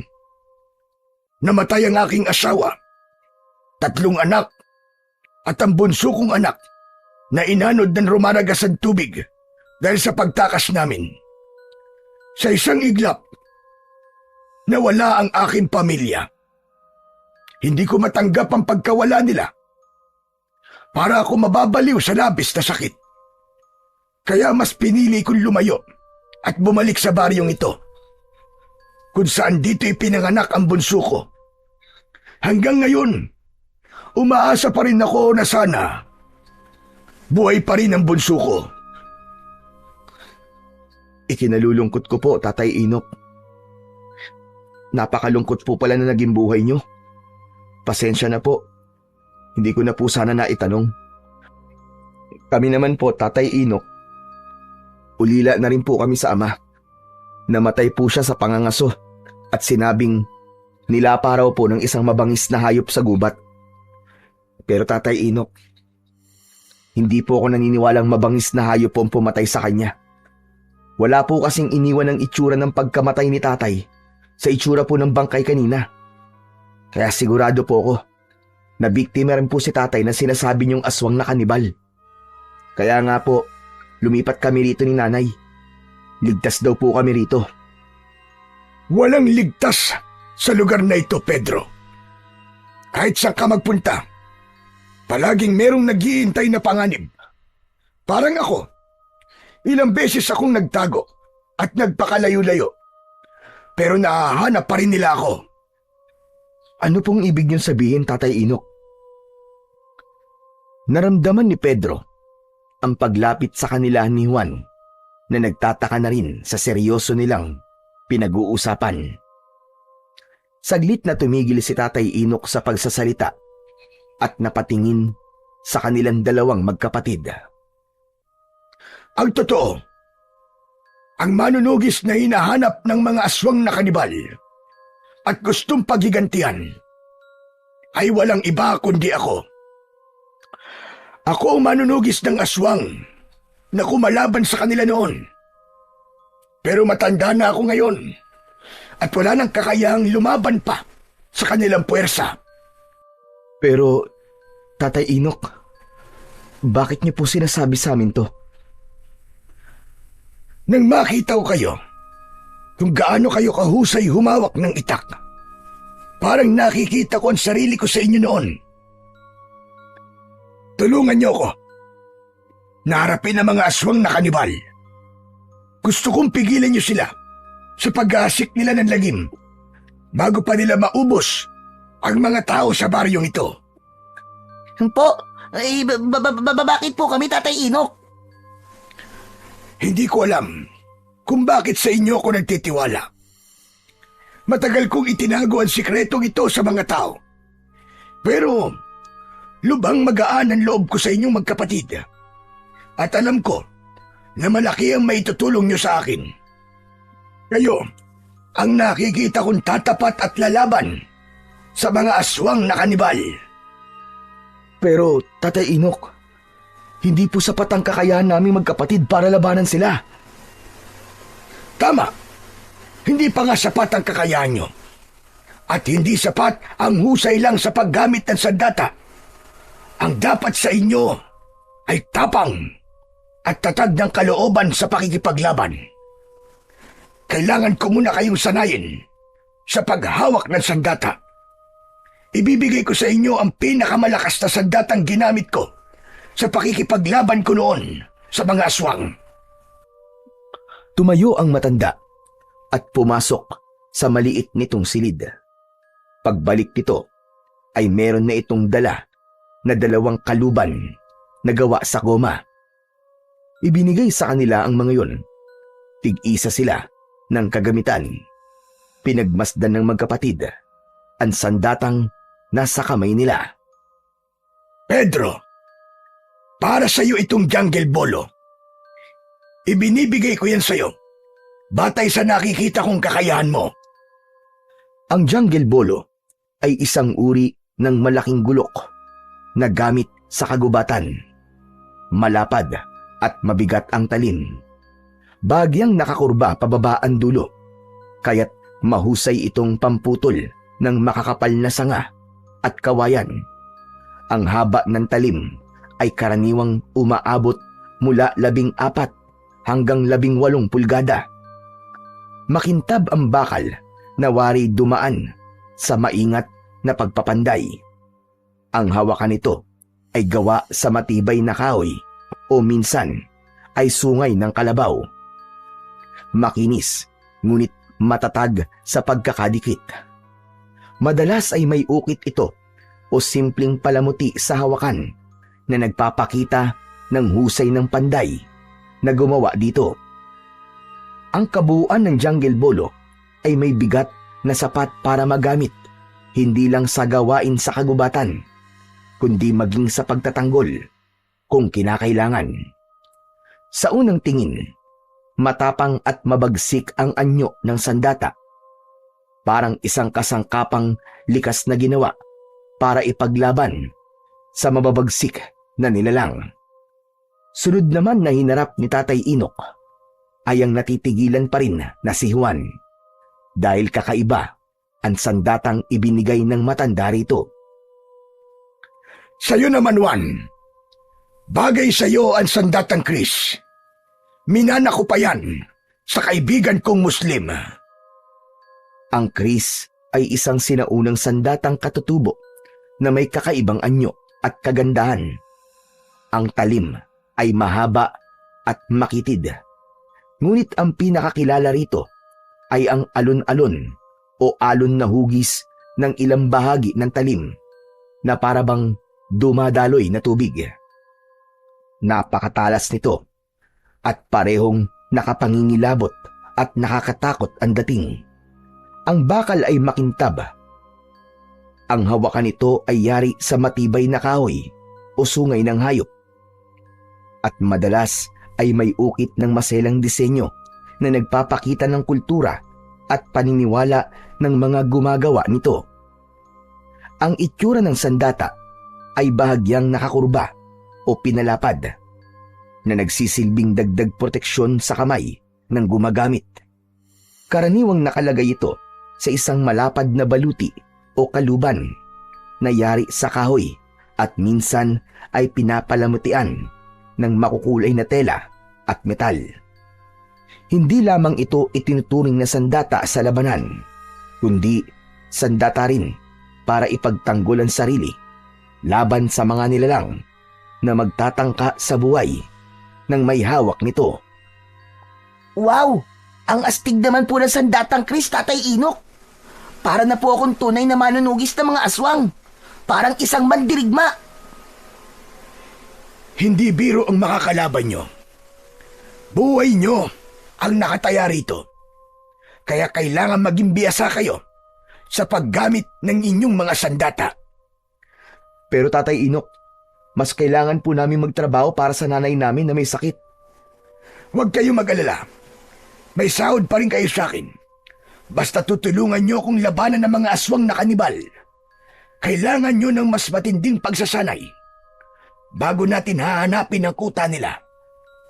Malakas ang kutob kong nasa kagubatan ng tribo nila at naghihintay lamang ng tamang pagkakataon para sumalakay sa atin. Sige, nakahanda po kaming tumulong, Tatay Inok. Gagawin po namin ang lahat na makakaya namin para magawa ang misyon. Tatay Inok, kailan mo po kami tuturuan? Pwede po bang umuwi na muna kami ni Kuya? Bigla po kasi ako nag-alala para kay nanay eh. Sige, kayong bahala. Basta pumunta na lamang kayo dito para makapagsimula tayo sa pagsasanay. Pero bago yon, ubusin muna natin ang ating tinda bago tayo magsara. Katulad ng inaasahan, nagtinda muna ang magkapatid ng mga karne. Mabilis nilang naipaubos ang paninda at maaga silang nagsara ng tindahan. Pagkatapos naman ay nagpaalam na rin ang magkapatid. Sinimulan na nilang maglakad pabalik sa kanilang bahay. Wala silang inikan habang tinatahak ang daan. Pagkalipas ng ilang minutong paglalakad, ay nakasalubong nila si Mang Kepweng. Malapad ang pagkakangiti nito sa labi habang nakatingin sa kanilang dalawa. Oh, mabuti naman at nakita ko kayo magkapatid. Pupunta sana ako sa inyo sa palengke. Bakit po Mang Kepweng? Gusto kong makita nanay nyo. Wala akong pasyente ngayon eh. Tamang-tama sana para magamot ko na kagad ang nanay nyo. Nagkatinginan ang magkapatid. Hindi nila alam kung ano ang isasagot sa lalaki. Ngunit tumango naman si Pedro kay Juan bilang pagpapakita ng pagsang-ayon nito sa sinasabi ni Mang Kepweng. Pero hindi yun nakaligtas sa paningin ng albularyo. Bakit parang wala kayong tiwala sa panggagamot ko?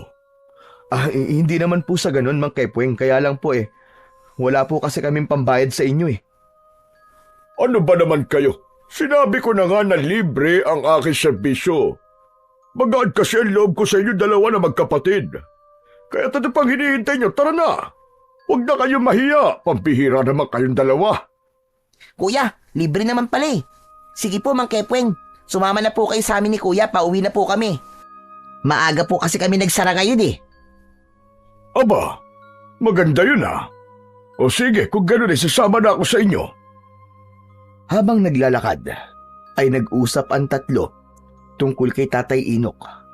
Kaya hindi na malaya nila na nakarating na sila sa kanilang bahay. Pinapasok nila si Mang Kepweng na panayan tingin sa palibot ng kanilang kubo.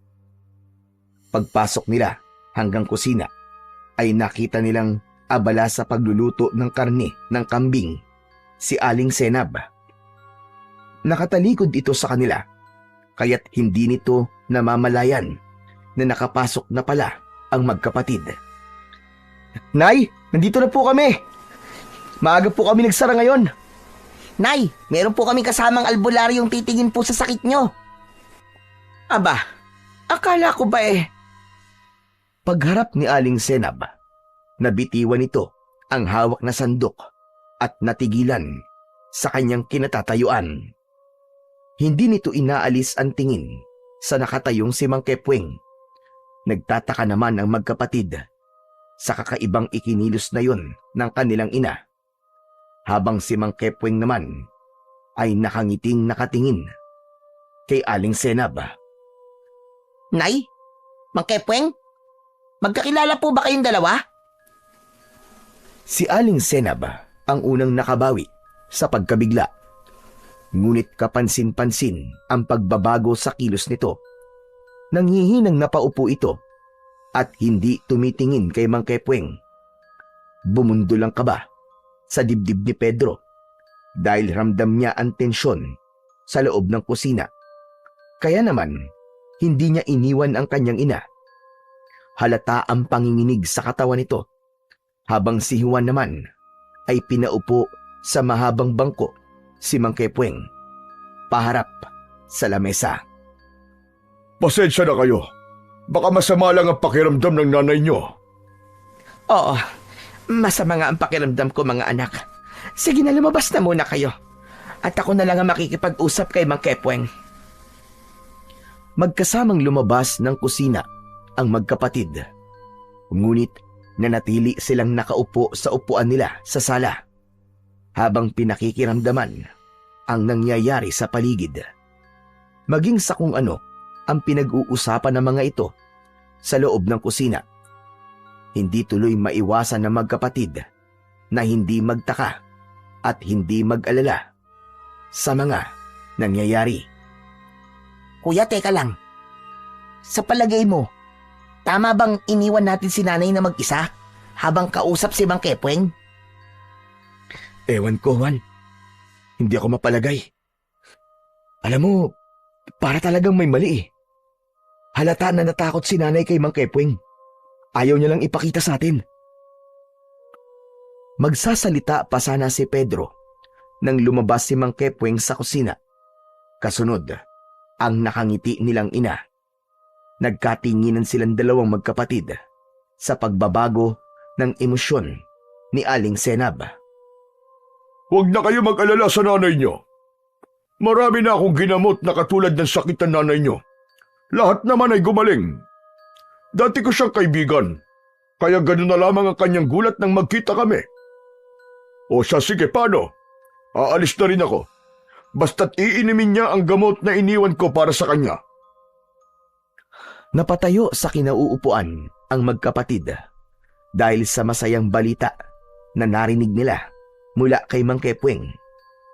Tila nawala ang pag-aalala sa dibdib ni Pedro nang makitang maayos na ang kanilang ina. Inihatid pa nito si Mang Kepweng hanggang sa labasan. Hindi lang talaga mawala sa isip ni Pedro ang panginginig na yon ng kanyang ina kanina. Ngunit pinagbatayan na lamang niya ang masiglang pagkilos ng kanilang ina habang kausap si Mang Kepweng. Parang walang nangyari na bigla itong lumakas. Pagkatapos umalis ni Mang Kepweng, ay nagpaalam na rin sila sa kanilang ina na kailangan nilang bumalik sa palengke dahil balak ni Tatay Inok na turuan sila sa paggamit ng kakaiba nilang mga sandata. Hindi nila sinabi sa kanilang ina na balak nilang maging isang manunugis ng mga aswang na kanibal dahil ayaw na nilang mag-alala pa ito sa kanilang dalawa ng kanyang nakababatang kapatid na si Juan. Pagkatapos pumayag ni Aling Senab, ay naglakad na sila papunta sa palengke. Lumipas lang ang ilang minuto, ay maayos nilang narating ang kinaroroonan ng kanilang pwesto. Nadatnan nila ang matanda na kanina pang naghihintay sa kanila. Sinabi nila kung bakit sila natagalan. Ikaw na muna, Pedro, ang tuturuan ko kung paano gumamit ng jungle bolo. Pero sa kakahuyan natin gagawin ang pagsasanay dahil maraming tao rito. Hindi nila tayo pwedeng makita. At Tatay Inok, sabay niyo po ba kaming tuturuan ni Kuya? Oo, nakikita ko naman na mabilis kayong matututo sa mga ituturo ko sa inyo. Meron na talagang mga nakahandang kagamitan na pagsasanayan natin sa kakahuyan. Hindi nga sila nagtagal sa palengke at agad silang pumunta sa kakahuyan para sa pagsasanay na kanilang gagawin. Pagkalipas ng ilang minutong paglalakad, ay tumambad sa kanilang paningin ang lugar kung saan ay merong mga nakatayong mga kahoy na sinadyang ibaon. Ang paligid ay napapalibutan ng matataas na mga puno na nagsisilbing bubong laban sa sikat ng araw. Habang ang mga ugat at damo sa lupa ay nagsusulputan na parang mga ahas na gumagapang. Sa isang maluwag na bahagi ng gubat, nilinis ni Pedro ang lupa gamit ang kanyang jungle bolo. Isang mabigat at matalim na talim na kayang sumibak ng mga sanga at kawayan. Dito niya ginamit ang kanyang lakas at kasanayan ayon sa sinabi ni Tatay Inok. Ang mga troso na nakatayo ay ginawa niyang target. Bawat hampas ng jungle bolo ay may tunog na matalim na sumasama sa hangin. Sa paligid ay naririnig ang huni ng mga ibon at kaluskos ng mga hayop sa damuhan. Tila nakikiisa sa kanyang puspusang pagsasanay. Ang pawis ay tumutulo na sa kanyang noo at ang bawat galaw niya ay nagpapakita ng tapang at determinasyon. Ang lugar na yon, bagamat payak, ay nagsilbing lihim na pugad kung saan hinuhubog ni Pedro ang kanyang sarili. Hindi lamang bilang mandirigma, kundi bilang taong handang ipaglaban ang baryong nilipatan. Habang si Juan naman ay nagsisimula na rin sa pagsasanay gamit ang kris. Isang sandatang may kakaibang anyo. Ang talim naman nito ay alon-alon na parabang dumadaloy na tubig. Sa bawat pagwasiwas ng mga kamay nito, kumikislap ang bakal na tila apoy na sumasayaw. Mahigpit ang kapit nito at bawat hakbang sa damuhan ay sinasalubong ng mabilis at tiyak na galaw. Ginawa nilang katulong ang katahimikan ng gubat. Ang tunog ng pagbugso ng hangin at huni ng mga ibon ay naging musika sa kanilang pag-iensayo. Ang bawat hampas, bawat salag at bawat saksak ng kris ay hindi lamang pagpapatalas ng kakayahan, kundi isang ritual ng disiplina at lakas ng loob para kay Juan. Sumasabay ang dikta o utos ni Tatay Inok sa magkapatid. Tuluyang nagpamalas ng husay ang magkapatid nang matutunan nila ang itinuro ni Tatay Inok. Ngunit habang nag-iensayo ay bigla silang sinalakay ng mga kalalakian na nakabahag at may mga pana sa likod. May mga pinturang kulay puti ang mga muka at sumisigaw ng kakaibang pag-angil at paghuni ng bibig. At tanging ang mga ito lamang ang nagkakaintindihan.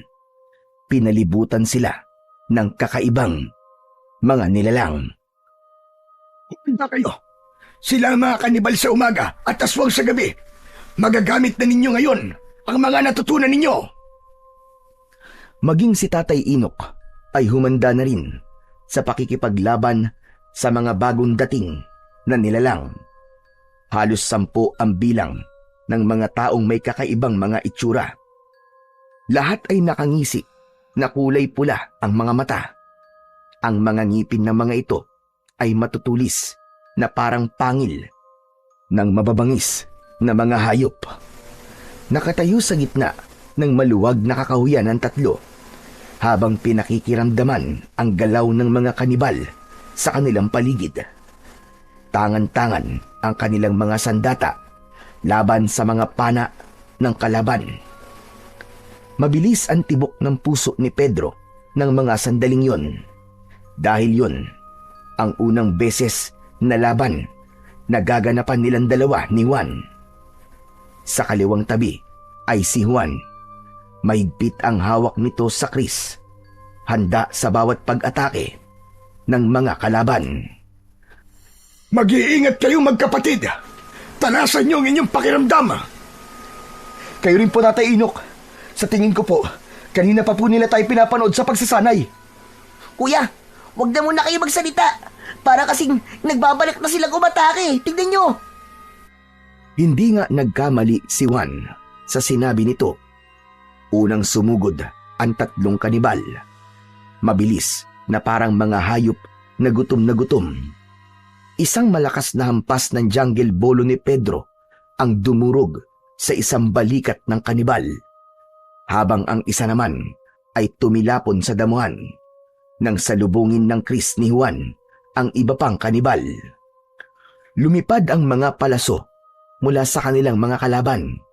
Matagumpay naman na naiwasan yun ng magkapatid. Para silang hangin na nakikipagsabayan sa mga pag-atake ng mga kanibal na takam sa kanilang mga dugo at laman. Bawat sugat na tinatamo ng magkapatid ay nagdudulot ng pagka-agresibo sa mga kanibal na walang tigil sa pag-atake. Juan, puntiryahin mo ang kanilang leg. Ikaw naman, Pedro, salagin mo ang lumilipad nilang palaso gamit ang iyong bolo. Pero, Tatay Inok,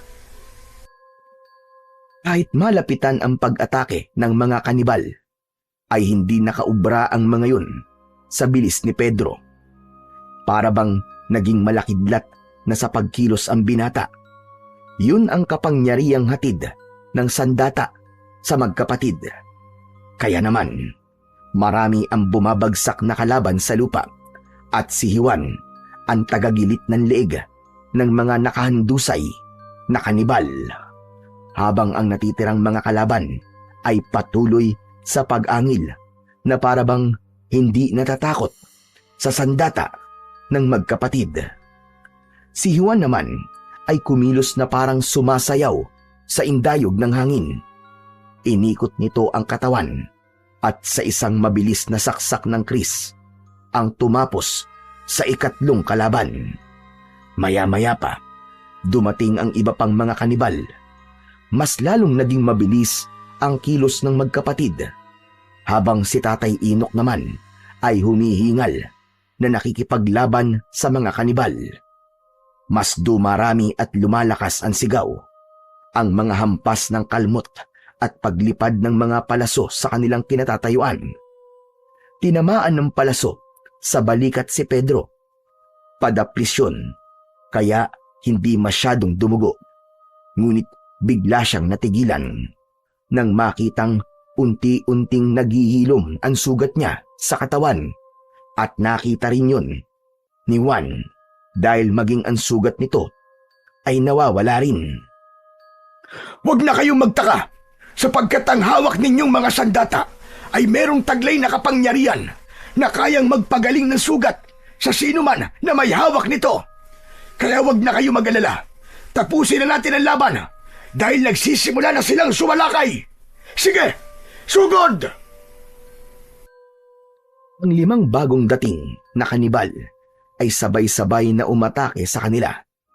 Mabilis na umatras si Tatay Inok, ngunit bago pa malapitan, 2 katawan ang bumagsak matapos tagain ni Pedro ang mga sumugod. Si Juan ay humarang sa natira. Ang bawat alon ng Kris ay tumatama sa laman hanggang sa duguan ng humahandusay sa lupa ang mga kanibal. Pagod na sila, ngunit matatag pa rin silang nakatayo sa gitna. Hinarap nilang 3 ang nalalabing 2 kanibal. Humaginit ang itak ni Tatay Inok. Tumusok sa dibdib ng isa. Ang huli ay sumugod naman kay Pedro. Ngunit mabilis itong hinarangan ni Juan at sabay nilang tinapos ang buhay nito sa pamamagitan ng saksak gamit ang Kris. Kasabay ng matalim na hiwa ng jungle bolo. Natalo ang mga kalaban at sabay-sabay na nasunog ang mga katawan.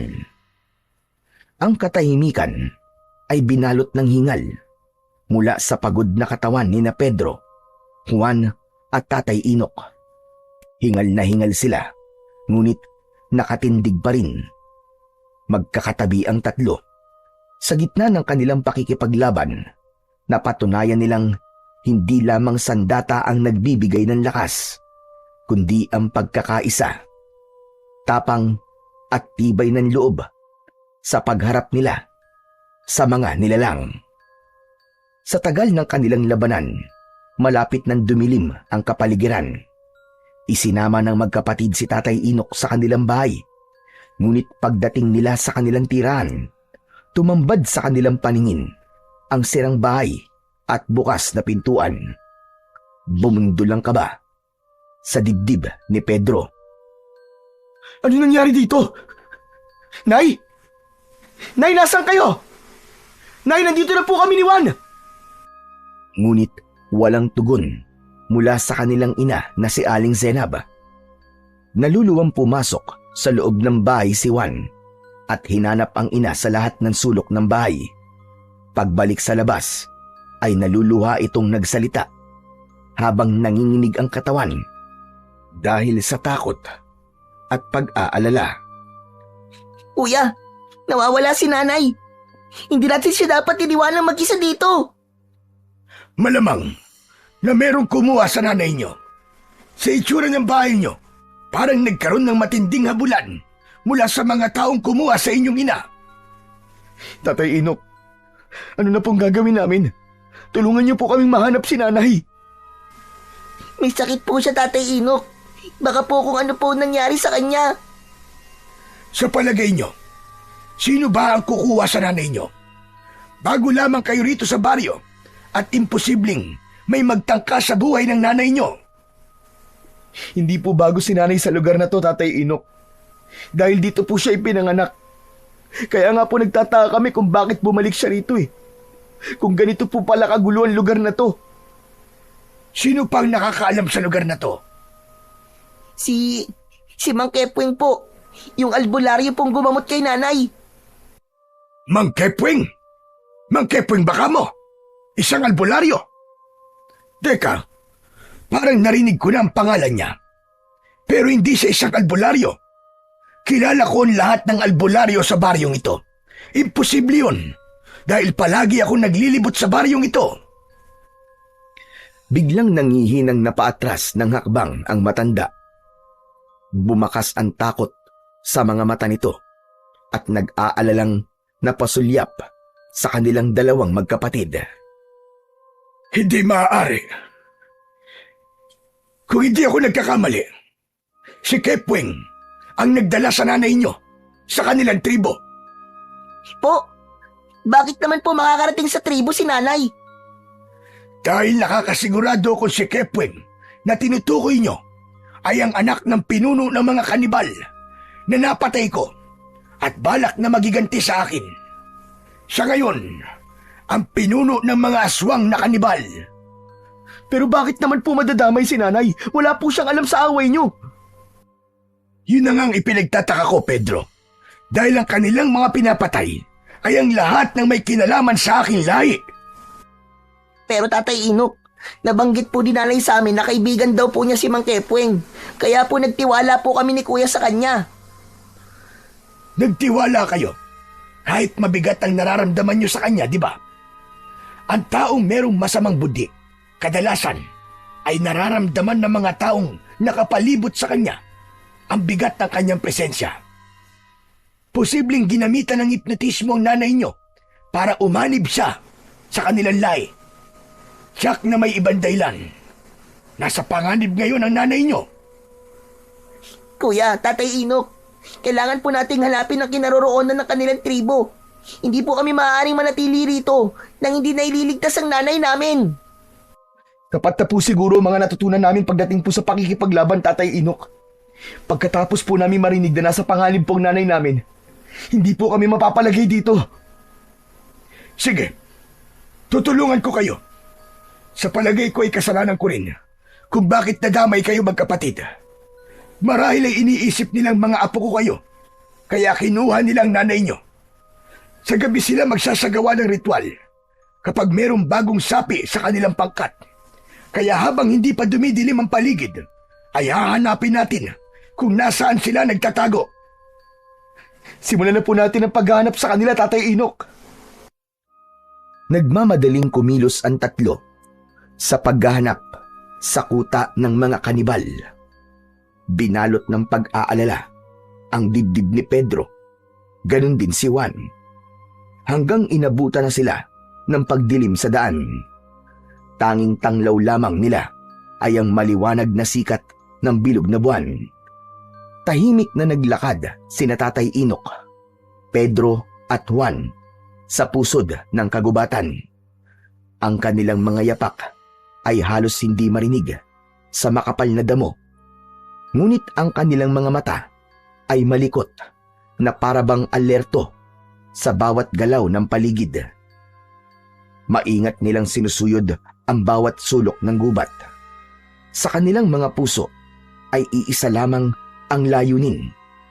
Hanapin ang tribo ng mga aswang para iligtas ang kanilang ina na si Aling Zenab. At nang matuldukan na ang matagal ng paghasik ng lagim at takot sa kanilang baryo, maya-maya pa ay unti-unting nagbabago ang klima ng paligid. Ang mga puno ay nagmistulang kublihan at ang hanging pumapaloob ay mabigat. Amoy ng nabubulok na laman at dugo ng tao ang umalingasaw sa buong paligid. Nararamdaman kong malapit na tayo sa kanilang tribo. Kaya humanda na kayong dalawa. Mahinang bulong ni Tatay Inok sa magkapatid habang ang mga mata ay kumikislap sa dilim. Narinig nila ang alingaw ng mga nakakatakot na halakhak mula sa di kalayuan. Ang tunog ay hindi pangkaraniwan. Malalim, gutom, at punong-puno ng kasamaan. Dumagdag pa rito ang mga matang nagliliwanag mula sa kadiliman. Dahan-dahang lumitaw mula sa pagitan ng mga puno ng kahoy. Sa wakas, natagpuan nila ang kanilang hinahanap, ang nakatagong tribo ng mga aswang. Kitang-kita ni na Pedro at Juan ang kanilang ina na nakagapos sa kawayang nakabalagbag sa itaas ng kakahuyan. Walang malay at merong mga pasa sa katawan. Habang ang malaking kawa ay kumukulo, nakalagay ang mga lamang loob ng mga biktima ng mga ito. Sa gitna ng nag-aalab na mga sulo, nagsasayaw ang mga nilalang na kalahating tao at kalahating halimaw. Ang mga balat ay kulay abo, ang mga kuko ay matutulis, at ang mga ngipin ay kumikintab sa dugo ng huli nilang mga biktima. Tahimik na nagtagpo ang tingin ng tatlo. Walang salita, ngunit malinaw ang kanilang pasya na ang labanan ay hindi na nila maiiwasan. Pumunta sa gitna ng mga aswang si Mang Kepweng. May hawak itong sibat na gawa sa matulis na bato. Alam kong susugod kayo sa tribo namin. Dahil hawak ko ang pinakamahalagang bagay sa mga buhay nyo. Nagkakamali ka. Wala akong kinalaman sa kanila. Kaya wag mo silang idamay. Pakawalan mo ang nanay nila. Dahil kung hindi, mangyayari rin sa inyo ang ginawa namin kanina sa mga tauhan mong hayop ka. Matagal na panahon na kitang hinahanap, tanda. Pagkatapos pakakawalan ko lamang ang nag-iisa kong alas. Nagkakamali ka. Hindi mo ba talaga nakikilala ang babaeng nakatali sa itaas ng puno? Pambihira. Napakawalang kwenta mo palang ama kung sarili mong anak ay hindi mo makilala. Pambihira. Ako lang pala ang nakakakilala sa kanya. Matagal kong pinag-aralan ang lahat ng tungkol sa'yo, tanda. Ano ang ibig mo sabihin? Itanong mo sa dalawang kasama mo kung ano ang pangalan ng kanilang ina. Napasulyap si Tatay Inok sa gawi ng nag-aalalang magkapatid. Nagtataka sila sa naging pag-uusap ng dalawa. Pedro, Juan, ano ang totoong pangalan ng nanay ninyo? Senab po. Senab po ang pangalan ng nanay namin, Tatay Inok. Bigla, bumagsak sa lupa si Tatay Inok sa labis na pagkabigla. Nanginginig ang katawan nito at takot na napatingin sa gawi ni Aling Zenab. Habang wala pa rin itong malay na nakagapos ang mga kamay at paa habang nakasabit sa puno. Tatay Inok, ano po nangyayari? Hindi ko po maintindihan. Lumakas ang alingaw-ngaw ng tawa ni Mang Kepweng sa nakitang reaksyon ng matanda. Ang hina talaga ng mga ulo nyo. Anak ni Tatay Inok ang nanay nyo. Si Senab, ang bunsong anak ni Tatay Inok, na tinangay ng malakas na agos ng tubig habang tumatawid sila sa ilog para tumakas. Ang nakakuha sa kanya ay ang kaibigan rin niya na si Lento, na napatay ko rin dahil natuntun ko kayo sa baryo nyo. At sa dinami-rami ng paglilipatan nyo, dito pa talaga sa lugar kung saan nagsimula ang lahat.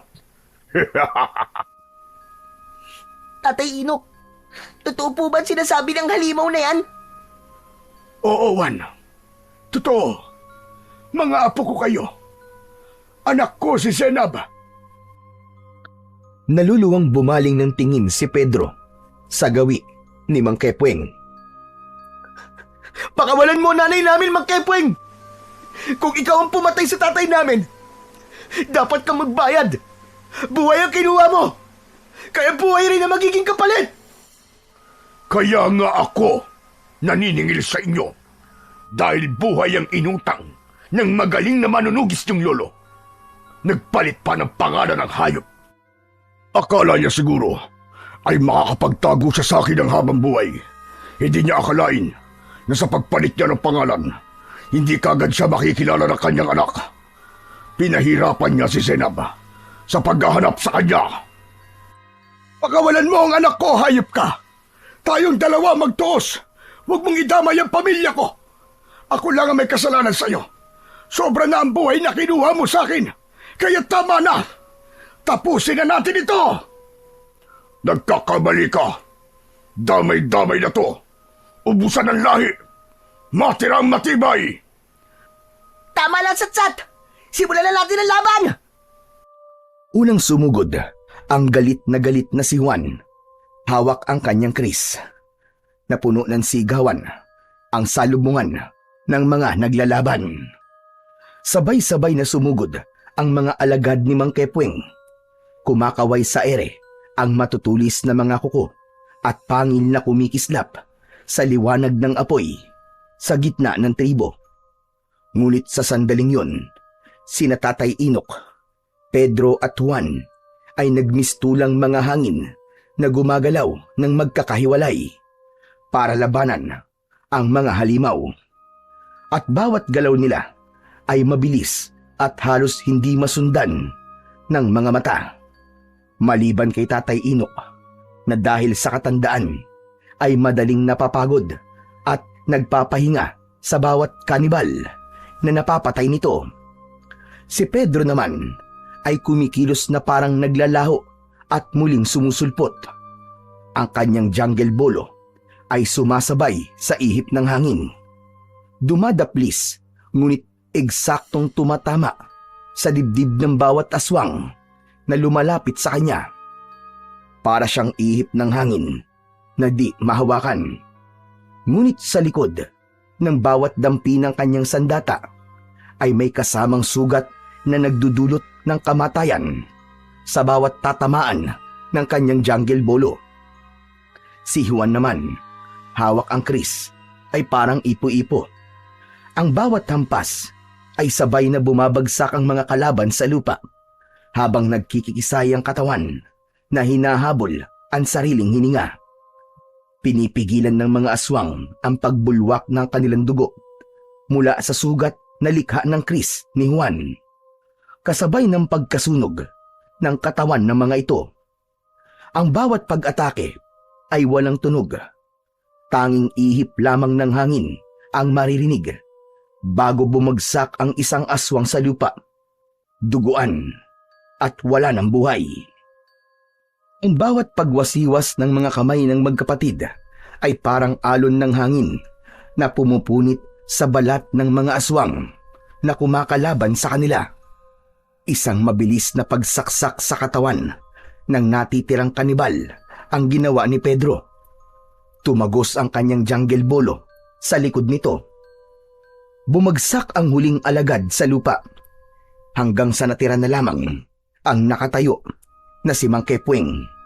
Si Tatay Inok ang umakyat sa puno para iligtas ang anak, habang sina Pedro at Juan ay nakatayo paharap sa pinuno ng mga aswang na kanibal.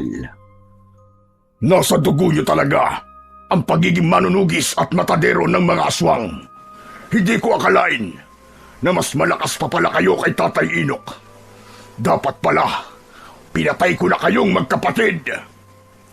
Hindi mo na kailangan magsisi, hayop ka. Dahil huli na, kami naman ang kakatay sa'yo. Kaya simulan mo na magdasal sa hari ng kadiliman. Tignan ko lang kung matulungan ka lang Diyos-Diyosan mo dahil malapit na kayo magkita sa impyerno. Ngumisi ng nakakakilabot ang pinuno ng mga aswang na si Mang Kepweng. Umikot ito ng mabilis sa ere. Gamit ang sibat, inatake sila nito ng palo sa katawan. Bumagsak pasadsad sa lupa si Juan. Hindi rin naiwasan ni Pedro ang pagtama ng sibat sa kanyang tagiliran. Bumagsak siya sa lupa, ngunit itinukod niya ang kanyang jungle bolo. Mabilis at matapang na hinarap niya si Mang Kepweng. Naiiwasan ito. ang kanyang bawat pag-atake. Maya-maya pa ay naramdaman niya ang pagtulong sa kanya ng nakababata niyang kapatid na si Juan. Magkasabay silang umatake at sumugod sa kinaroroonan ni Mang Kepweng.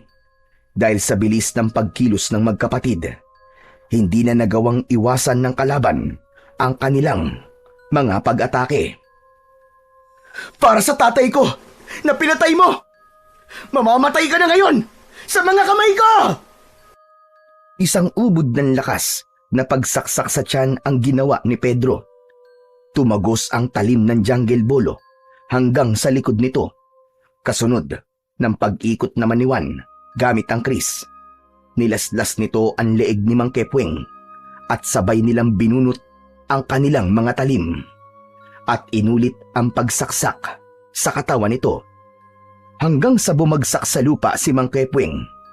Naliligo ito sa sariling dugo at kung ano ang naging itsura ng mga naging biktima nito ay ganun din ang sinapit ni Mang Kepweng. Dilat ang mga mata at may lumalabas na dugo sa ilong at wakwak ang tiyan dahil sa tama ng jungle bolo ni Pedro. Habang ang leeg naman ito ay balat na lamang ang nakadikit sa katawan. Tila kinatay na baka. Brutal at malalang ganti ng magkapatid na matadero ang sinapit ng pinuno ng mga aswang. Napasulyap ang magkapatid sa gawi ni Tatay Inok habang ang kanilang ina na si Aling Senab ay nagkamalay na. Anak! Senab! Ang Tatay Rodolfo mo to! Ako si Tatay Inok! Tinulungan ako ng mga anak mo! Patawarin mo ko! Hindi ko alam na buhay ka pa! Ay, Diyos ko! Buhay nga po kayo!